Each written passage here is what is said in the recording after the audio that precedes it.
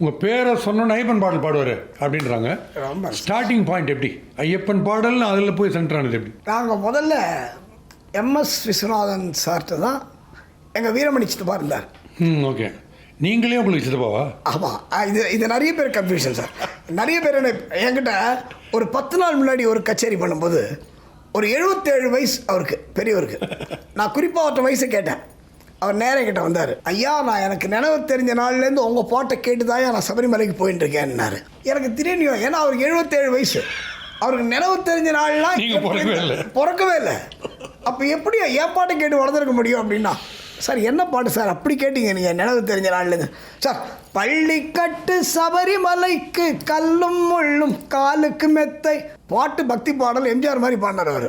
சாமியே ஐயப்போ ஐயப்போ, இந்த பாட்டு உங்கள் பாட்டு தானே சார் அப்படின்னாரு. இப்போ சார் என்னோட வயசு தெரியுமா உங்களுக்கு அப்படின்னா, சார் தெரியாதா சார், அந்த பாட்டு வந்து கிட்டத்தட்ட 60 வருஷம் ஆச்சு சார், 60-65 வருஷம் ஆச்சு.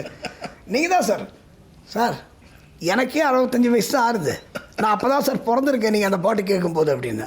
சார் அப்போ அந்த பாட்டு பாடினது வீரமணி. அதான் சார் நீங்கள் தானே அது, இந்த கரகாட்டக்காரங்க அது மாதிரி ஆயிடுச்சு. அப்போ உங்களை ராஜுன்னு தான் கூடுவாங்களா? ஆமாம்.